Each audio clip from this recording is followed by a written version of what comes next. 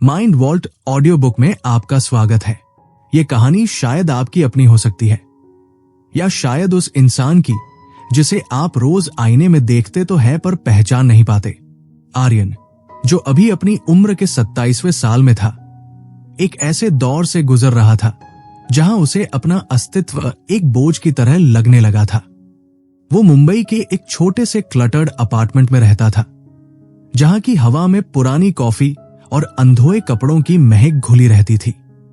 उस सुबह जब वो उठा तो उसे महसूस हुआ कि उसके कंधे कुछ ज्यादा ही झुके हुए हैं, जैसे कोई अदृश्य वजन उसे जमीन में धंसा रहा हो।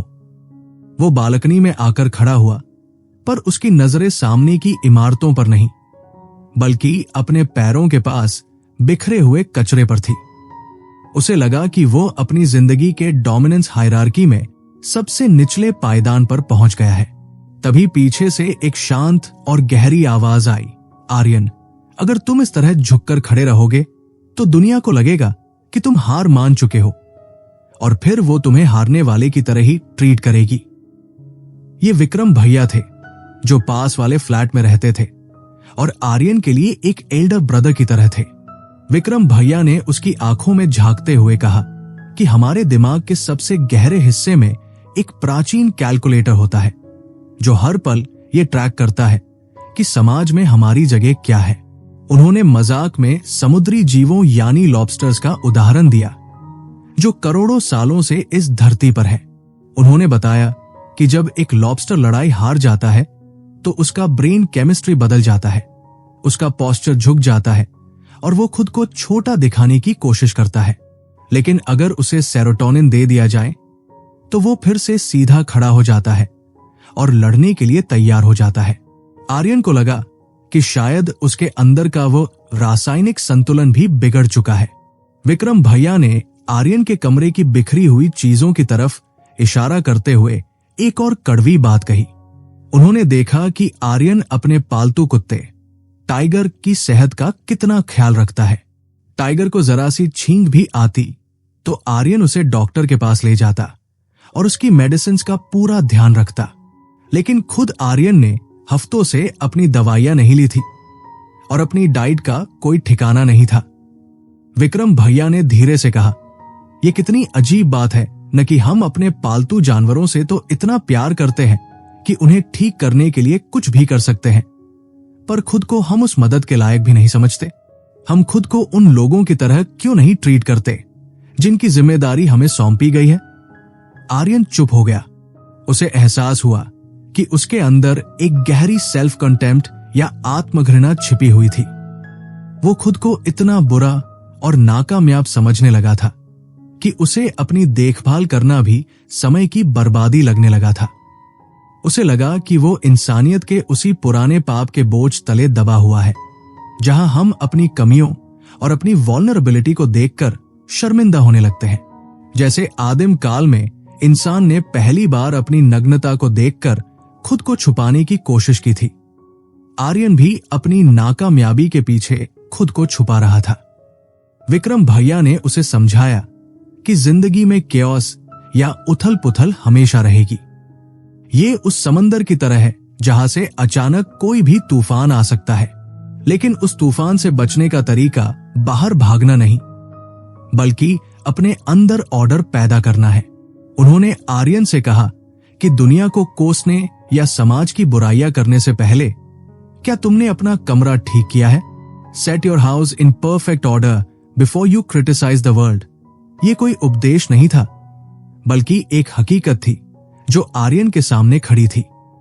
आर्यन ने अपने कमरे के उस मेज को देखा जिस पर धूल जमी हुई थी और पुरानी फाइलें इधर उधर बिखरी पड़ी थी। उसे लगा कि अगर वो अपनी जिंदगी के इस छोटे से हिस्से को भी संभाल नहीं सकता तो वो बड़ी मुश्किलों का सामना कैसे करेगा। ऑर्डर वो जगह है जहां चीजें हमारे मुताबिक होती है, जहां हमें पता होता है कि कल क्या होने वाला है, और केओस वो अंधेरा है जहां से अचानक कोई अनहोनी निकल आती है। इन दोनों के बीच की जो पतली रेखा है वही जीवन का सही रास्ता है। अगर हम सिर्फ सुरक्षित घेरे में रहेंगे तो कभी आगे नहीं बढ़ेंगे, और अगर हम बिना तैयारी के केओस में कूद जाएंगे तो डूब जाएंगे। विक्रम भैया की बातों में कोई दिखावा नहीं था, बस एक कड़वा सच था जो धीरे धीरे आर्यन के जहन में उतर रहा था। उन्होंने बताया कि जब हम सीधे खड़े होते हैं और अपने कंधों को पीछे रखते हैं तो ये सिर्फ एक फिजिकल एक्ट नहीं है, ये हमारे दिमाग को सिग्नल भेजता है कि हम जिम्मेदारियां उठाने के लिए तैयार हैं। ये दुनिया को बताता है कि हम एक विनर की तरह महसूस कर रहे हैं। और जब दुनिया हमें सम्मान देना शुरू करती है तो हमारा सेरोटोनिन खुद ब खुद बढ़ने लगता है। ये एक पॉजिटिव फीडबैक लूप की तरह काम करता है। आर्यन ने महसूस किया कि वो अब तक एक डिफीटेड लॉबस्टर की तरह व्यवहार कर रहा था, छिपने की जगह ढूंढ रहा था। उसने गहरी सांस ली और सचेत होकर अपनी पीठ सीधी की। उसे अपनी हड्डियों में एक अजीब सी अकड़न महसूस हुई, पर साथ ही एक धुंधली सी उम्मीद भी जगी। उसे एहसास हुआ कि वो खुद का सबसे बड़ा दुश्मन बना हुआ था। वो दूसरों की मदद तो करना चाहता था, पर खुद को एक ऐसी टूटी हुई नाव की तरह छोड़ दिया था जो किसी के काम नहीं आ सकती थी। उस दोपहर आर्यन ने पहली बार अपने कमरे की खिड़कियां खोली। धूप अंदर आई तो उसे अपनी जिंदगी की अव्यवस्था और भी साफ दिखने लगी। उसने सोचा कि क्यों ना आज सिर्फ अपनी मेज साफ करने से शुरुआत की जाए। विक्रम भैया ने उसे जाते जाते कहा था कि छोटी शुरुआत ही बड़े बदलावों की नींव होती है। अगर तुम कल से 1% भी बेहतर हो सको तो साल के अंत तक तुम एक बिल्कुल नए इंसान होगे। आर्यन ने कूड़े का एक पैकेट उठाया और उसे डस्टबिन में डाला। ये एक छोटा सा कदम था, पर उसके मन में चल रहे केओस के खिलाफ उसकी पहली जीत थी। उसे समझ आया कि अनुशासन कोई जंजीर नहीं है, बल्कि वो हथियार है जो हमें अपनी आदतों की गुलामी से आजाद करता है। वो शांत था, पर उसके अंदर एक मंथन शुरू हो चुका था। वो सोचने लगा कि अपनी खामियों के बावजूद क्या वो खुद को थोड़ा सा सम्मान दे सकता है?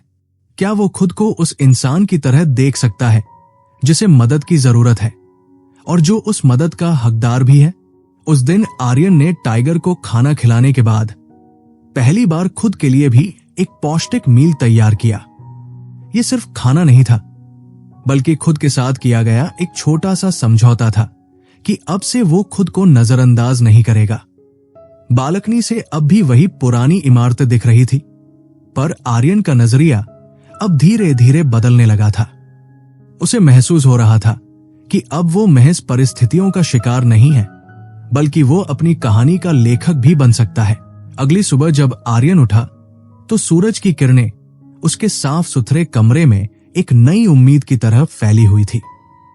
उसने महसूस किया कि जब आप अपने बाहरी वातावरण को संभालते हैं तो आपके भीतर का शोर भी थोड़ा कम होने लगता है। पर असली चुनौती तो अब शुरू होने वाली थी। उसे अपने उस पुराने प्रोजेक्ट पर काम करना था जिसे वो हफ्तों से टाल रहा था। वो एक फ्रीलांस डिजिटल मार्केटिंग का काम था, जहां उसे एक ऐसे प्रोडक्ट के लिए विज्ञापन लिखना था जिसे वो खुद कभी इस्तेमाल नहीं करता। उसके पास दो रास्ते थे, या तो वह चिकनी चुपड़ी बातें लिखकर थोड़े झूठ का सहारा लेकर काम खत्म करे और पैसे जेब में डाले, जिसे हम एक्सपीडियंसी यानी शॉर्टकट कह सकते हैं, या फिर वो ईमानदारी से वह रास्ता चुने जो थोड़ा मुश्किल है पर मीनिंगफुल है। तभी विक्रम भैया अपनी बालकनी में पौधों को पानी देते हुए दिखाई दिए। उन्होंने आर्यन को कंप्यूटर स्क्रीन के सामने परेशान देखा तो मुस्कुराते हुए पास आ गए। उन्होंने कहा, आर्यन, कभी गौर किया है कि हम अक्सर उस रास्ते को चुनते हैं जो आसान होता है, न कि उसे जो सही होता है? दुनिया हमें सिखाती है कि जो काम अभी फायदा दे दे वही अक्लमंदी है, पर सच तो यह है कि जो चीज आज आपको बिना मेहनत के सुकून दे रही है वो भविष्य में आपके लिए एक बहुत बड़ा गड्ढा खोद रही है। विक्रम भैया ने उसे समझाया कि जिंदगी में दुख और मुश्किलें यानी सफरिंग अटल है। हम इसे रोक नहीं सकते, लेकिन हम ये चुन सकते हैं कि हम उस दुख को झेलने के लिए तैयार कैसे होंगे। उन्होंने एक गहरी बात कही, pursue what is meaningful, not what is expedient. यानी वो करो जो सार्थक हो, न कि वो जो सिर्फ आरामदायक हो। आर्यन को लगा कि वो अब तक अपनी जिंदगी के हर मोड़ पर वही करता आया था जो आसान था, चाहे वो पढ़ाई टालना हो, कसरत न करना हो या मुश्किल बातचीत से बचना हो। विक्रम भैया ने बताया कि एक्सपीडियंस यानी तुरंत मिलने वाला सुख अक्सर एक तरह का झूठ होता है जो हम खुद से बोलते हैं। ये उस छोटे बच्चे जैसा है जो होमवर्क न करने के लिए पेट दर्द का बहाना बनाता है। उसे उस वक्त तो आराम मिल जाता है, पर आगे जाकर उसका डर और अज्ञानता बढ़ती ही जाती है। उन्होंने आर्यन से कहा कि उसे अपनी जिंदगी का अर्थ ढूंढना होगा, और वो अर्थ जिम्मेदारी उठाने में छिपा है। जब आप अपनी और अपने आसपास के लोगों की जिम्मेदारी लेते हैं तो आपकी जिंदगी में एक ऐसा वेट या गहराई आती है जो आपको तूफानों में भी डगमगाने नहीं देती। तभी बगल वाले घर से एक छोटे बच्चे के जोर जोर से रोने की आवाज आई। वो बच्चा जिद कर रहा था और अपनी मां को परेशान कर रहा था। आर्यन ने चिढ़कर खिड़की बंद करने की कोशिश की, पर विक्रम भैया ने उसे रोक दिया। उन्होंने एक बहुत ही गहरी मनोवैज्ञानिक बात छेड़ी। उन्होंने कहा, आर्यन, जरा उस बच्चे और उसकी मां को देखो। अक्सर माता पिता अपने बच्चों को वो सब कुछ करने देते हैं जो उन्हें पसंद नहीं होता, सिर्फ इसलिए क्योंकि वे संघर्ष से बचना चाहते हैं। लेकिन अगर आप अपने बच्चे को वो सब करने देते हैं जिससे आप खुद उससे नफरत करने लगे, तो आप उसका भला नहीं कर रहे। Do not let your children do anything that makes you dislike them. ये सिर्फ बच्चों के लिए नहीं है, ये हमारे अपने व्यवहार के लिए भी है। अगर हम खुद को ऐसी आदतों में ढलने दें जिन्हें हम खुद पसंद नहीं करते, तो हम धीरे धीरे खुद से ही घृणा करने लगेंगे। उन्होंने बताया कि अनुशासन कड़वा लग सकता है, पर यह वो खाद है जिससे चरित्र का पौधा फलता फूलता है। अगर उस मां ने आज उस बच्चे को सामाजिक तरीके से व्यवहार करना नहीं सिखाया, तो कल ये दुनिया उसे बहुत ही बेरमी से सिखाएगी। आर्यन ने अपने काम की तरफ देखा। उसे एहसास हुआ कि वह भी तो वही कर रहा था। वो शॉर्टकट लेकर अपनी सेल्फ रिस्पेक्ट को दांव पर लगा रहा था। विक्रम भैया ने उसकी दुविधा को समझते हुए कहा, आर्यन, सच बोलना या कम से कम झूठ न बोलना ये कोई नैतिक उपदेश नहीं है, बल्कि ये वास्तविकता से जुड़े रहने का एकमात्र तरीका है। टेल द ट्रूथ और एट लीस्ट डोंट लाई। जब हम झूठ बोलते हैं तो हम वास्तविकता के ताने बाने को मरोड़ने की कोशिश करते हैं। हमें लगता है कि हम बच निकलेंगे, पर वो झूठ हमारे दिमाग के किसी कोने में बैठ जाता है और हमारी परसेप्शन यानी दुनिया को देखने के नजरिए को धुंधला कर देता है। धीरे धीरे हम उस धुंध में खो जाते हैं और हमें समझ ही नहीं आता कि सच क्या है और फरेब क्या। उन्होंने बताया कि एक छोटा सा झूठ भी उस वायरस की तरह होता है जो पूरे सिस्टम को करप्ट कर सकता है। अगर तुम आज इस प्रोजेक्ट में झूठ लिखोगे तो कल तुम अपनी पूरी प्रोफेशनल लाइफ में भी वही करोगे, और एक दिन तुम्हें पता चलेगा कि तुमने जो महल खड़ा किया था उसकी बुनियाद ही खोखली थी। विक्रम भैया की बातों ने आर्यन के भीतर एक हलचल मचा दी। उसने सोचा कि क्या सचमुच सत्य में इतनी ताकत होती है। विक्रम भैया ने एक पुरानी कहानी का जिक्र किया कि कैसे प्राचीन सभ्यताओं में सैक्रिफाइस यानी त्याग का बहुत महत्व था। उन्होंने बताया कि सैक्रिफाइस का मतलब सिर्फ जानवरों या चीजों की बलि देना नहीं था, बल्कि ये एक मनोवैज्ञानिक खोज थी। इंसानों ने सीखा कि अगर हम आज की किसी चीज का त्याग करें तो हम भविष्य को बेहतर बना सकते हैं।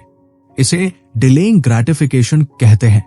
अगर आज तुम अपनी मेहनत और सच्चाई का त्याग न करो, बल्कि अपने आलस और झूठ का त्याग करो, तो कल तुम्हें वो अर्थ मिलेगा जिसकी तुम तलाश कर रहे हो। आर्यन को समझ आया कि वो अब तक बिना कुछ खोए सब कुछ पाना चाहता था। वो चाहता था कि बिना मेहनत के पैसा मिल जाए, बिना अनुशासन के सेहत मिल जाए और बिना सच्चाई के सम्मान मिल जाए। पर कुदरत का कानून ऐसा नहीं है। दोपहर की चाय पीते हुए विक्रम भैया ने आर्यन को एक और जरूरी बात बताई। उन्होंने कहा, आर्यन, जब तुम सच बोलते हो तो तुम न सिर्फ दुनिया के सामने ईमानदार होते हो, बल्कि तुम खुद के साथ भी ईमानदार होते हो। तुम्हारी आवाज में एक दृढ़ता आती है, तुम्हारी आंखों में एक चमक आती है। लोग भले ही उस वक्त तुम्हारी बात से सहमत ना हो, पर वे अनजाने में तुम्हारा सम्मान करने लगेंगे, क्योंकि तुम में वो कहने की हिम्मत है जो सच है। और सबसे बड़ी बात, तुम्हारा अपना अंतर्मन तुम्हें कोसना बंद कर देगा। आर्यन ने अपने लैपटॉप की तरफ हाथ बढ़ाया और उस अधूरे प्रोजेक्ट को फिर से देखना शुरू किया। इस बार उसने वो सब हटा दिया जो सिर्फ बेचने के लिए झूठ लिखा गया था। उसने उस प्रोडक्ट की असली खूबियां और उसकी कमियों को एक संतुलित तरीके से पेश करने का फैसला किया। उसे पता था कि शायद क्लाइंट को यह पसंद ना आए, शायद उसे यह प्रोजेक्ट खोना पड़े, पर उसे एक अजीब सी आजादी महसूस हो रही थी। जैसे जैसे दिन ढला, आर्यन को महसूस हुआ कि मीनिंग यानी सार्थकता कोई मंजिल नहीं है जिसे एक बार पा लिया जाए, बल्कि ये हर पल लिया गया एक छोटा सा फैसला है। यह फैसला कि मैं आज शॉर्टकट नहीं लूंगा, यह फैसला कि मैं आज खुद से झूठ नहीं बोलूंगा, यह फैसला कि मैं अपनी कमियों को स्वीकार करूंगा और उन्हें सुधारने की जिम्मेदारी उठाऊंगा। विक्रम भैया उसे दूर से देख रहे थे और उनके चेहरे पर एक संतुष्टि भरी मुस्कान थी। उन्हें पता था कि आर्यन ने अपनी जिंदगी के उस गहरे कुएं से बाहर निकलने का पहला मजबूत कदम उठा लिया है, जहां केवल अंधेरा और बहाने थे। अब वो उस रास्ते पर था जहां धूप भले ही तेज थी, पर पैर जमीन पर मजबूती से टिके हुए थे। आर्यन ने उस रात डायरी में लिखा, आज मैंने कुछ कमाया नहीं, पर मैंने खुद को खोने से बचा लिया।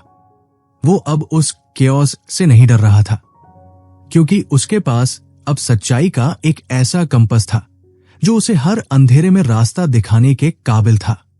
उसे एहसास हुआ कि दुनिया को बदलने की शुरुआत खुद को बदलने से ही होती है, और वो बदलाव तब आता है जब हम अपनी आवाज में सच्चाई और अपने कर्मों में जिम्मेदारी को जगह देते हैं।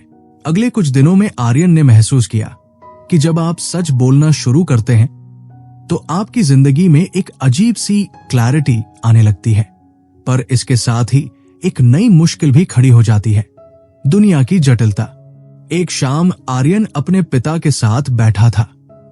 उनके बीच सालों से एक अनकही दूरी थी। बातचीत हमेशा वही घिसी पिटी होती थी, नौकरी, पैसा और भविष्य। उस दिन भी वही हुआ। उसके पिता उसे किसी पुरानी बात पर टोक रहे थे और आर्यन का मन कर रहा था कि वो चिल्लाकर उन्हें गलत साबित कर दे। वो बस अपनी बारी का इंतजार कर रहा था कि कब पिता चुप हों और वो अपना तर्क सामने रखे। तभी उसे विक्रम भैया की एक बात याद आई जो उन्होंने सुबह टहलते वक्त कही थी।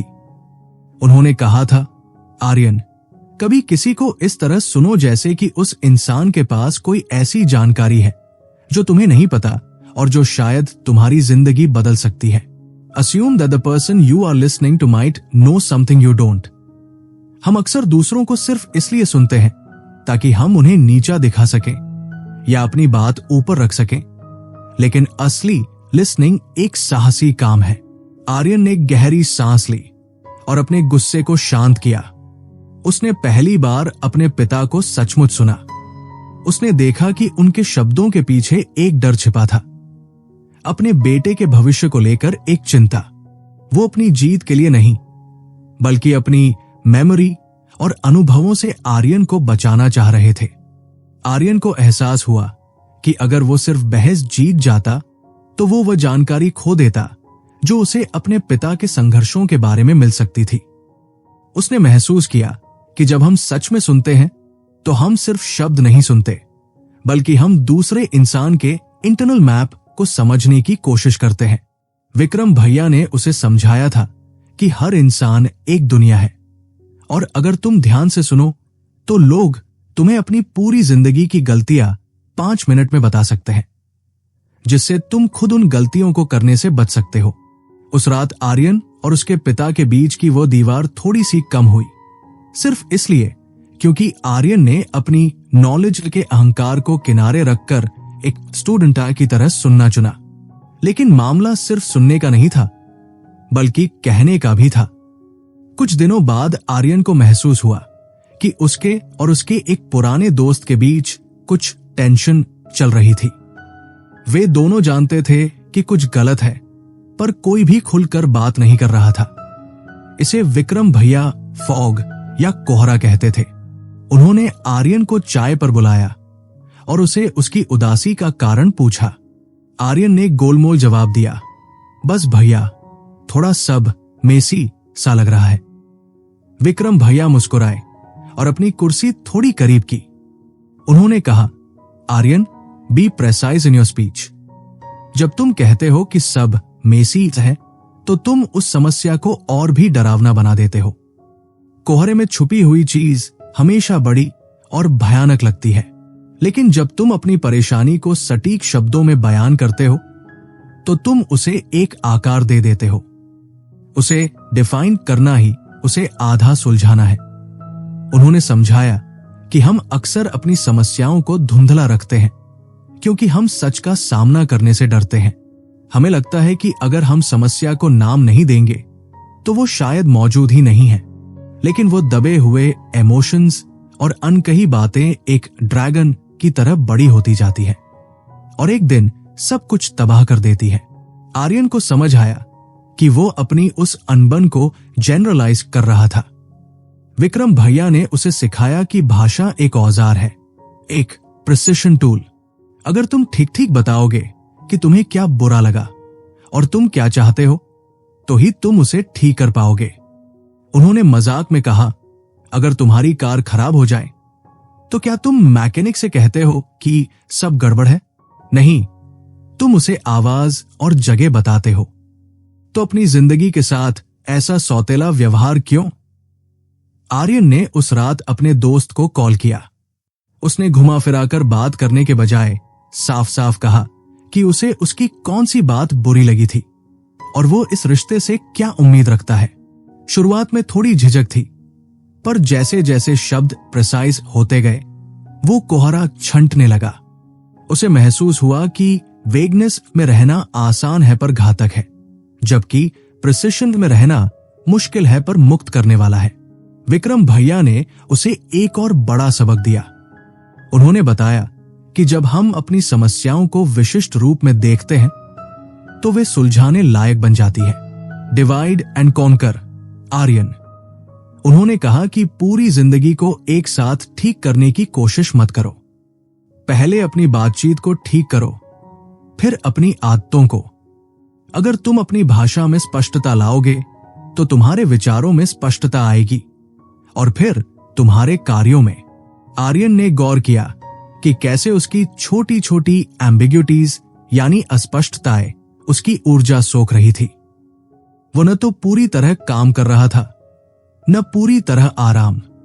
वो बस एक ग्रे एरिया में जी रहा था।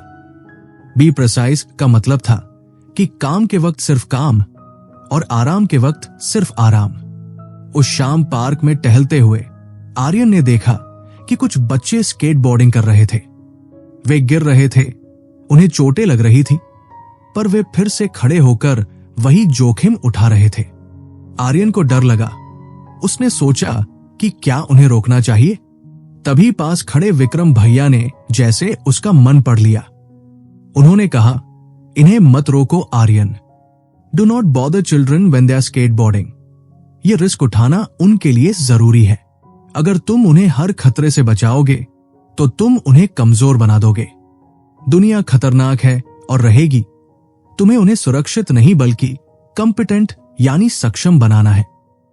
आर्यन ने उन बच्चों को ध्यान से देखा। वे हर गिरती हुई ढलान के साथ कुछ नया सीख रहे थे। वे अपनी सीमाओं को चुनौती दे रहे थे।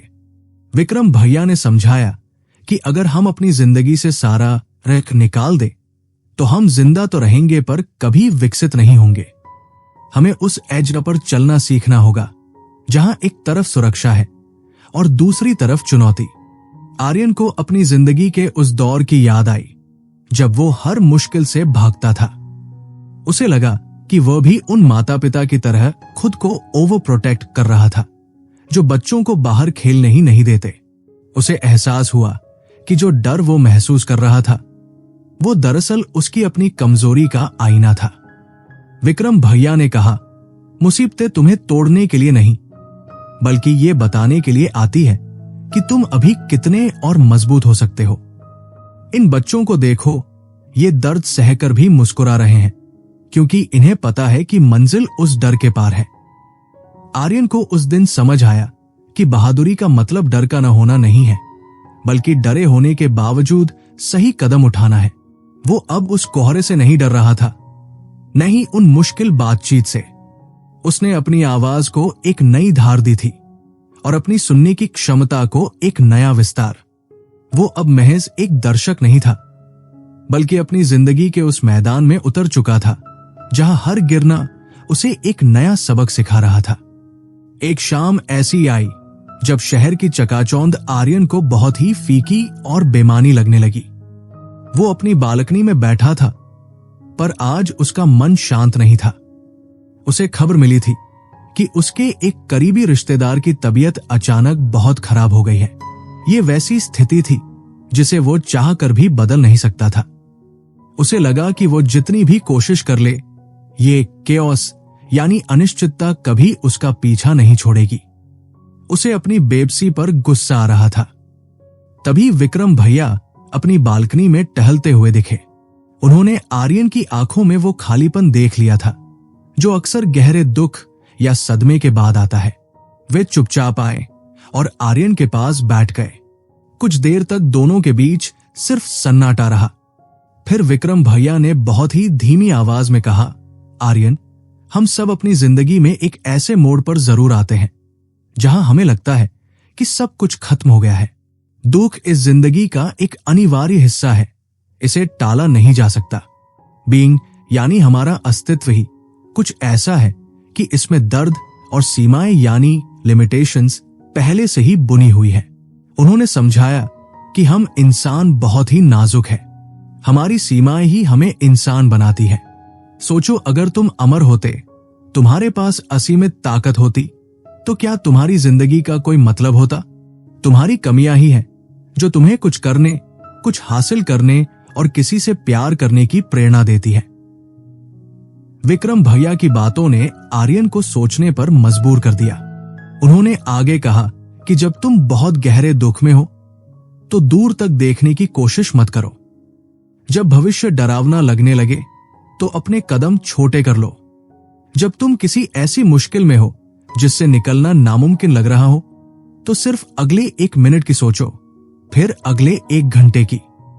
छोटे छोटे टुकड़ों में उस दर्द का सामना करो। आर्यन को लगा जैसे किसी ने उसके बोझ को थोड़ा हल्का कर दिया हो।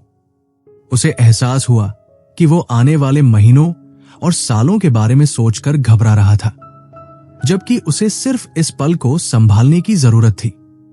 उसी वक्त एक छोटी सी आवारा बिल्ली बालकनी की रेलिंग पर आकर बैठ गई।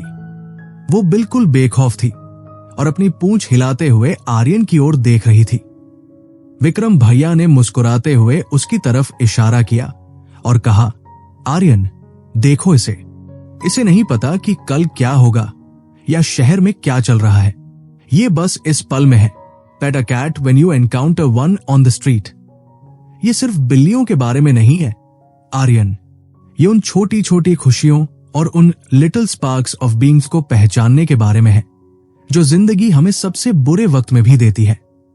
उन्होंने बताया कि जब हम दुख में डूबे होते हैं तो हम अक्सर उन छोटी चीजों को नजरअंदाज कर देते हैं जो हमें सुकून दे सकती है, जैसे कि डूबते सूरज की लाली, एक अच्छी चाय की चुस्की या किसी अजनबी की मुस्कुराहट। ये छोटी चीजें उस गहरे अंधेरे में एक मोमबत्ती की तरह होती है। वे समस्या को हल तो नहीं करती, पर हमें उस समस्या से लड़ने की थोड़ी सी ताकत जरूर दे देती है। आर्यन ने हाथ बढ़ाकर उस बिल्ली के सिर को सहलाया। उसे महसूस हुआ कि उसकी उंगलियों के नीचे की वो गर्माहट उसे हकीकत से जोड़ रही थी। वो बिल्ली म्याऊं करते हुए उसके पैरों के पास लेट गई। विक्रम भैया ने कहा, जिंदगी में जब बहुत ज्यादा केओस हो तो हमें ऑर्डर के उन छोटे छोटे द्वीपों को ढूंढना होता है। ये बिल्ली आज तुम्हारे लिए वो छोटा सा सुकून है। अगर तुम अपनी नजरें खुली रखोगे तो तुम्हें हर रोज ऐसे कई पल मिलेंगे जहां जिंदगी अपनी खूबसूरती के साथ मौजूद होती है। चाहे परिस्थितियां कितनी भी खराब क्यों न हो। आर्यन को समझ आया कि वो अब तक सफरिंग को एक दुश्मन की तरह देख रहा था जिसे वो हराना चाहता था। पर विक्रम भैया ने उसे सिखाया कि दुख तो वो मिट्टी है जिसमें हमारे चरित्र का बीज उगता है। बिना दर्द के हमें अपनी मजबूती का पता ही नहीं चलता। विक्रम भैया ने उसे एक और गहरी बात बताई। उन्होंने कहा कि अक्सर जब हम दुखी होते हैं तो हम दुनिया से कड़वे हो जाते हैं। हमें लगता है कि भगवान ने हमारे साथ ही ऐसा क्यों किया। पर यह कड़वाहट या रिजेंटमेंट उस जहर की तरह है जिसे हम खुद पीते हैं और उम्मीद करते हैं कि कोई और मर जाए।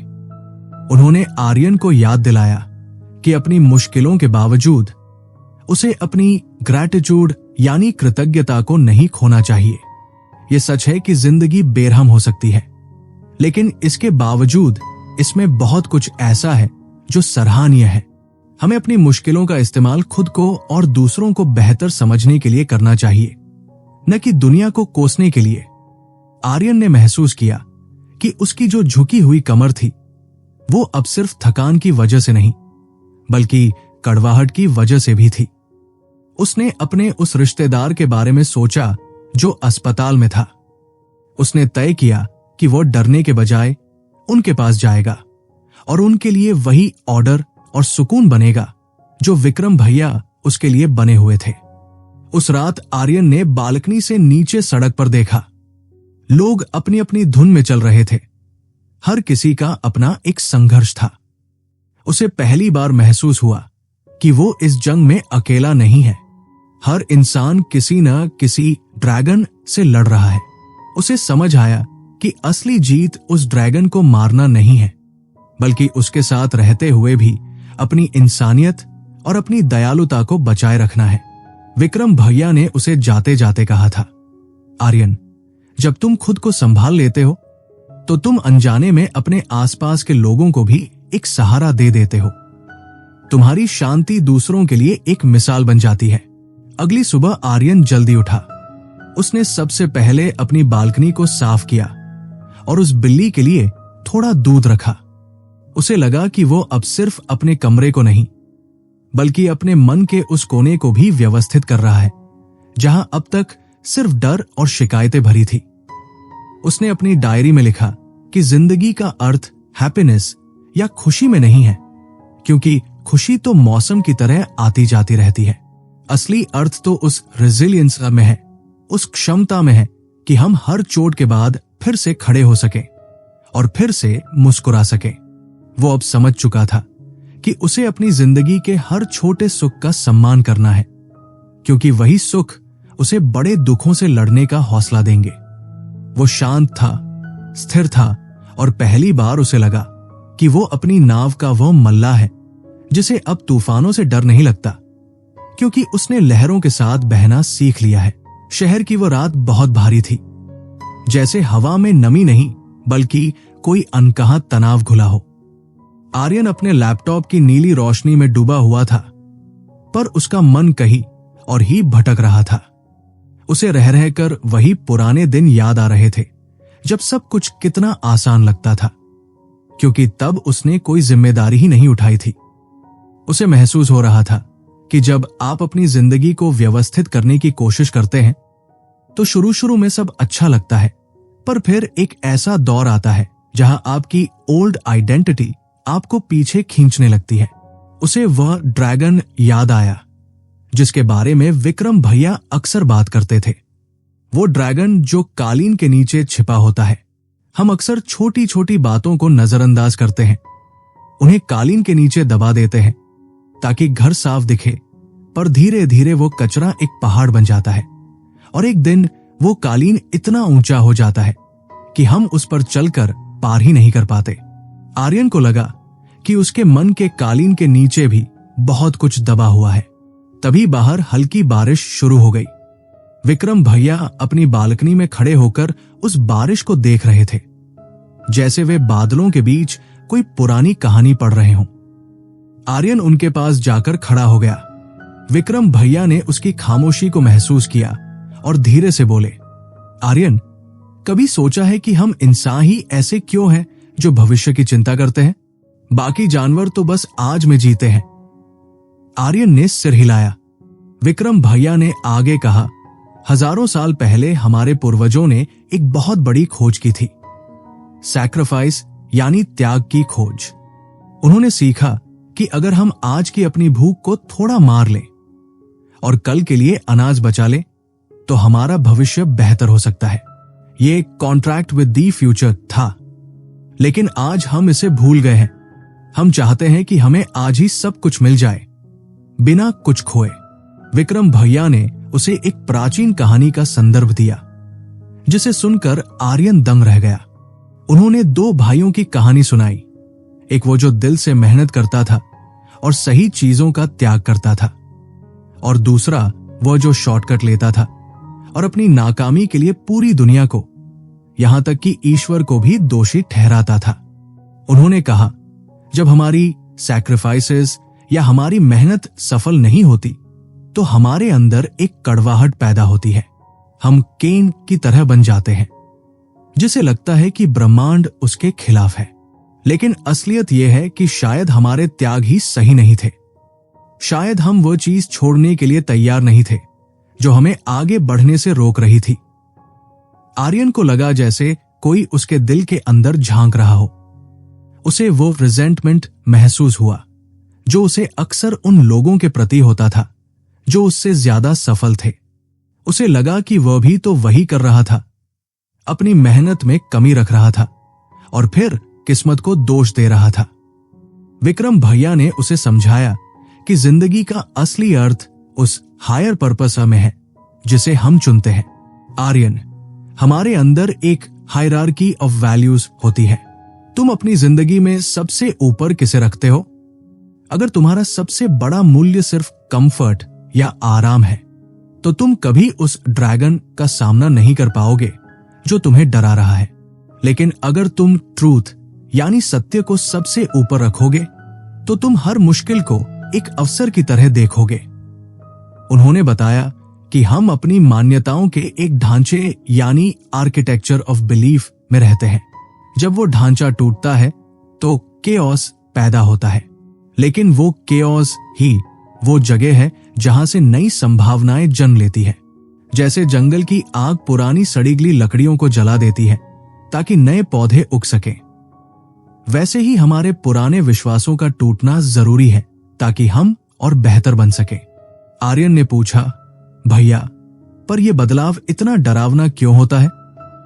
विक्रम भैया ने मुस्कुराते हुए कहा, क्योंकि हमें अपने पुराने सेल्फ से बहुत लगाव होता है। हमें लगता है कि अगर हम अपनी पुरानी आदतों को छोड़ देंगे तो हमारा अस्तित्व ही खत्म हो जाएगा। पर सच तो यह है कि जब तक तुम उस पुराने इंसान को मरने नहीं दोगे, नया इंसान जन्म कैसे लेगा? You must go into the belly of the whale to find your father. ये एक पुरानी मेटाफर है आर्यन। हमें अपने सबसे गहरे डरों के बीच जाना ही पड़ता है ताकि हम उस ताकत को पा सकें जो हमारे अंदर छिपी है। उन्होंने आर्यन को याद दिलाया कि वो एक डिवाइन इंडिविजुअल है जिसके पास वो क्षमता है कि वो अपनी आवाज से इस दुनिया के केओस को ऑर्डर में बदल सके। उस रात आर्यन को नींद नहीं आई। वो उन चीजों के बारे में सोचता रहा जिन्हें वो अब तक टालता आया था। उसे एहसास हुआ कि उसने अपनी जिंदगी के कई अहम फैसलों को इसलिए लटका रखा था क्योंकि वो कॉन्फ्रंटेशन से डरता था। वो उस ड्रैगन से डरता था जो उसके घर के अंधेरे कोनों में पल रहा था। उसने तय किया कि वो अब और इंतजार नहीं करेगा। उसने अपने उस क्लाइंट को ईमेल लिखा जिससे वो पिछले कई दिनों से डर रहा था और पूरी ईमानदारी से अपनी बात रखी। उसने अपने एक पुराने दोस्त से माफी मांगी जिसे उसने बिना वजह चोट पहुंचाई थी। उसे लगा जैसे हर ईमेल और हर कॉल के साथ उसके कंधों से एक बहुत बड़ा बोझ उतर रहा है। ये वही सैक्रिफाइस था, अपने अहंकार का त्याग, अपनी सुरक्षा की झूठी भावना का त्याग। सुबह की पहली किरण जब उसके कमरे में आई तो आर्यन को लगा कि वो एक नई दुनिया में जाग रहा है। हवा में वही पुरानी ठंडक थी, पर उसके अंदर एक नई गर्माहट थी।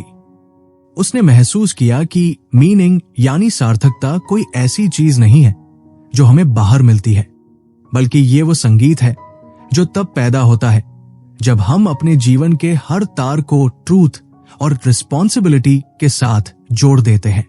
विक्रम भैया की वो बात उसके कानों में गूंज रही थी कि जिंदगी को इस तरह जियो कि तुम कल के मुकाबले आज थोड़े बेहतर इंसान बन सको। उसने खिड़की से बाहर देखा और मुस्कुराया। उसे अब उस हायरार्की में अपनी जगह की चिंता नहीं थी, क्योंकि उसने जान लिया था कि वो जहां भी है अपनी पूरी ईमानदारी के साथ है। उसने अपनी डायरी उठाई और एक नया पन्ना खोला। इस बार उसने कोई लक्ष्य नहीं लिखा, बल्कि एक प्रतिज्ञा लिखी। उसने लिखा कि वो अब कभी अपनी सच्चाई से समझौता नहीं करेगा, चाहे रास्ता कितना भी मुश्किल क्यों न हो। उसने महसूस किया कि जब आप जिम्मेदारी उठाते हैं तो आप न सिर्फ अपना बोझ ढोते हैं, बल्कि आप दूसरों के लिए भी एक सहारा बन जाते हैं। उसे लगा कि वो अब महज एक कमजोर समुद्री जीव नहीं था जो हार मानकर छिप गया हो, बल्कि वो उस योद्धा की तरह था जिसने अपने घावों को ही अपना गहना बना लिया था। उसने सीखा कि ऑर्डर को बनाए रखने के लिए हर दिन थोड़ी थोड़ी मेहनत करनी पड़ती है, वरना केओस हमें निगलने के लिए हमेशा तैयार रहता है। वो तैयार था अपनी गलतियों को स्वीकार करने के लिए, अपने डर का सामना करने के लिए और अपनी कहानी का एक नया साहसी अध्याय लिखने के लिए। उस सुबह आसमान का रंग कुछ अलग ही था, जैसे पुरानी पेंटिंग पर किसी ने ताजा रंगों की एक परत चढ़ा दी हो। आर्यन अपनी बालकनी में खड़ा था, पर इस बार उसके हाथ में सिगरेट नहीं, बल्कि डायरी थी। उसकी पीठ अब कुदरती तौर पर सीधी रहती थी, जैसे उसने अपनी रीढ़ की हड्डी में छिपे उस आत्मविश्वास को पहचान लिया हो जिसे वो सालों से दबाए बैठा था। उसने नीचे सड़क पर देखा, जहां शहर धीरे धीरे जाग रहा था। उसे एहसास हुआ कि वही शहर, वही शोर और वही मुश्किलें अब उसे डराती नहीं थी, क्योंकि उसने अपने भीतर एक एंटीडोट या कार्ड ढूंढ लिया था। तभी पीछे से विक्रम भैया की आहट सुनाई दी। वे 2 मग कॉफी लेकर आए थे। उन्होंने एक मग आर्यन को पकड़ाया और दूर क्षितिज की ओर देखते हुए बोले, आर्यन, सफर लंबा था, है ना? पर देखो, जब तुम खुद को उस इंसान की तरह ट्रीट करने लगते हो जिसकी जिम्मेदारी तुम्हें सौंपी गई है, तो दुनिया का चेहरा ही बदल जाता है। आर्यन ने मुस्कुराते हुए कॉफी का घूंट लिया। उसे याद आया कि कैसे कुछ हफ्तों पहले वो इसी बालकनी में हार मानकर खड़ा था। विक्रम भैया ने आज थोड़ी गंभीर बात छेड़ी, जिसे वे अक्सर द कोड़ा या जीवन का निष्कर्ष कहते थे। उन्होंने कहा, आर्यन, अब जब तुम इस रास्ते पर चल पड़े हो तो तुम्हारे मन में बहुत सारे सवाल आएंगे। जब तुम उलझन में होगे तो क्या करोगे? जब तुम थक जाओगे तो क्या करोगे? आर्यन चुपचाप सुनता रहा। विक्रम भैया ने अपनी बात जारी रखी। जिंदगी में जब भी तुम रास्ता भटकने लगो तो खुद से कुछ सवाल पूछना कि मैं अपनी इस नई ताकत का इस्तेमाल कैसे करूं? इसका जवाब हमेशा यही होगा कि अपनी सारी क्षमताओं को उस हाईएस्ट गुड या परम सत्य की सेवा में लगा दो। अपनी कमियों को स्वीकार करो, पर उन्हें बहाना मत बनाओ। अपनी क्रीड या लालच को कैसे संभालूं? इसका जवाब है कि अपनी जरूरतों को कम करो और जो तुम्हारे पास है उसे सहज कर रखो। आर्यन ने डायरी में ये बातें नोट की। उसे समझ आ रहा था कि अनुशासन का मतलब खुद को सजा देना नहीं, बल्कि खुद को उस काबिल बनाना है कि आप दुनिया के दुखों को कम करने में अपना योगदान दे सके। विक्रम भैया ने आर्यन के रिश्तों पर बात की। उन्होंने कहा, आर्यन, अक्सर हम अपने करीबियों के साथ सबसे ज्यादा रूखा व्यवहार करते हैं, पर याद रखना, how shell I treat my partner?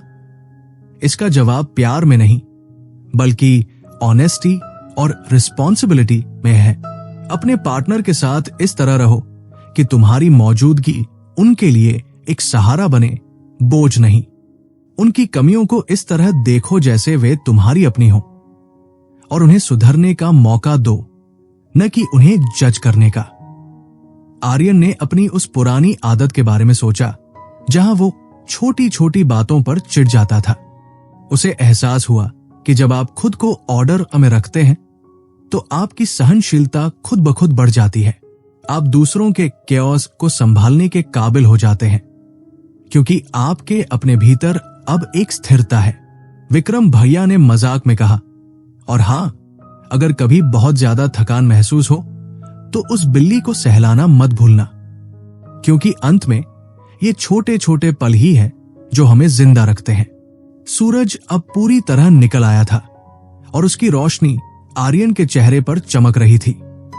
Vikram भैया ने एक बहुत ही गहरी बात कही जो आर्यन के दिल को छू गई। उन्होंने कहा, आर्यन, ये मत पूछो कि दुनिया तुम्हें क्या दे सकती है, ये पूछो कि तुम अपनी इस बीइंग या अस्तित्व के साथ क्या कर सकते हो। क्या तुम उस अंधेरे के खिलाफ एक छोटी सी मोमबत्ती बन सकते हो? क्या तुम अपनी बातचीत में इतने प्रिसाइज या सटीक हो सकते हो कि तुम्हारी वजह से कोहरा छंट जाए? याद रखना, तुम्हारी हर एक छोटी जीत, चाहे वो सुबह जल्दी उठना हो या किसी को ध्यान से सुनना, इस ब्रह्मांड में एक पॉजिटिव लहर पैदा करती है। तुम महज एक धूल के कण नहीं हो, तुम उस डिवाइन इंडिविजुअल का हिस्सा हो जिसके पास चीजों को बेहतर बनाने की ताकत है। आर्यन को पहली बार अपनी वैल्यू या कीमत का एहसास हुआ। उसे लगा कि वो अब तक अपने ही खिलाफ जंग लड़ रहा था, जबकि उसे तो दुनिया के कैओस को संभालने के लिए तैयार होना था। बातों बातों में विक्रम भैया ने आर्यन को भविष्य के प्रति सचेत भी किया।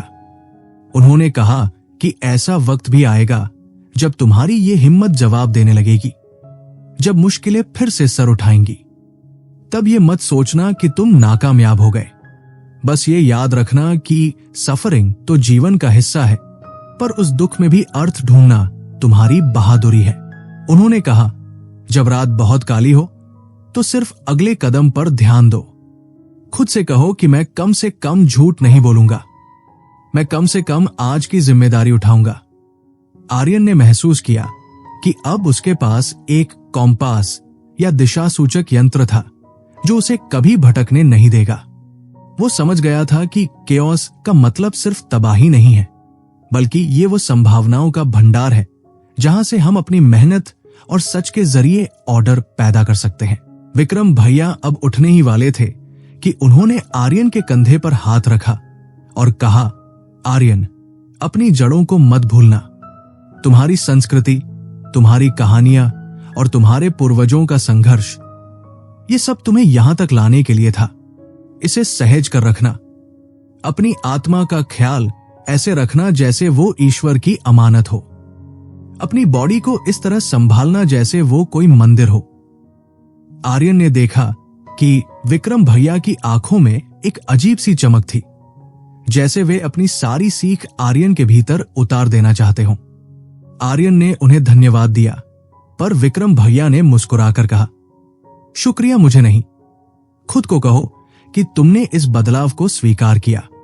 तुमने उस ड्रैगन से लड़ने की हिम्मत दिखाई जो सालों से तुम्हारे भीतर बैठा था। जैसे जैसे दिन चढ़ा, आर्यन ने अपने काम की शुरुआत की, पर आज उसका काम उसे बोझ नहीं लग रहा था। वो हर ईमेल को सावधानी से पढ़ रहा था, हर शब्द को सोच समझ कर लिख रहा था। उसे लगा कि उसकी हर छोटी क्रिया में अब एक मीनिंग आ गया है। वो अब भीड़ का हिस्सा नहीं था, बल्कि अपनी जिंदगी का मालिक था। उसे समझ आया कि आजादी नियमों के बिना नहीं आती, बल्कि नियमों के पालन से आती है। वो नियम जो हम खुद के लिए तय करते हैं, सच बोलने का नियम, जिम्मेदारी उठाने का नियम और खुद को बेहतर बनाने का नियम। उसने खिड़की के बाहर देखा, जहां वही पुरानी हलचल थी, पर उसके लिए सब कुछ नया था। उसे अब किसी बाहरी मोटिवेशन की जरूरत नहीं थी, क्योंकि उसके भीतर का इंजन अब ट्रूथ के ईंधन से चल रहा था। शाम को जब वो थका हुआ वापस आया, तो उसने अपनी बिखरी हुई चीजों को नहीं देखा, बल्कि उसने उस शांति को महसूस किया जो एक सफल और ईमानदार दिन के बाद आती है। उसने टाइगर को गले लगाया और उसे टहलाने बाहर ले गया। चलते हुए उसकी चाल में एक दृढ़ता थी। उसका सीना चौड़ा था और उसकी नजरें जमीन पर नहीं, बल्कि सामने के रास्तों पर थी। उसे एहसास हुआ कि जिंदगी कोई ऐसी मंजिल नहीं है जहां पहुंचकर सब खत्म हो जाता है, बल्कि ये तो हर पल का एक नया संघर्ष और एक नई जीत है। वो अब उस संघर्ष के लिए तैयार था। उसने महसूस किया कि उसका मन अब किसी वॉल्ट या तिजोरी की तरह सुरक्षित और समृद्ध हो चुका है, जहां उसकी यादें और सीखें हमेशा महफूज रहेंगी। आर्यन की ये कहानी शायद यहां खत्म हो रही है, पर उसकी असली यात्रा तो अब शुरू हुई है। ये यात्रा है खुद को जानने की, अपनी सीमाओं को चुनौती देने की और इस उथल पुथल भरी दुनिया में अपना एक एंटीडोट या समाधान ढूंढने की। उसने जान लिया था कि वो अकेला नहीं है, और जब तक वो अपनी सच्चाई पर कायम है, उसे कोई तूफान हिला नहीं सकता।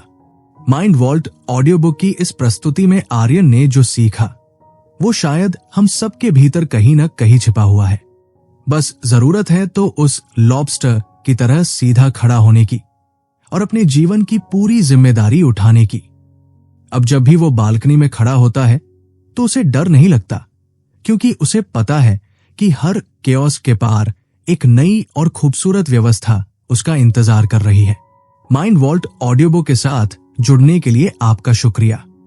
हम आशा करते हैं कि आर्यन की इस यात्रा ने आपके भीतर भी बदलाव की एक छोटी सी लौ जलाई होगी। याद रखिए, आपकी कहानी का लेखक कोई और नहीं, आप खुद हैं। अपनी आवाज को सच दीजिए, अपने हाथों को कर्म दीजिए और अपने दिल को वो सार्थकता ढूंढने का मौका दीजिए जो हमेशा से आपके अंदर ही थी। अब जब आप इस ऑडियो बुक को सुनकर अपनी रोजमर्रा की जिंदगी में लौटेंगे, तो अपनी रीढ़ को सीधा रखिए और दुनिया का सामना उस इंसान की तरह कीजिए जिसने खुद को जीत लिया है। शांति और स्थिरता आपके साथ रहे।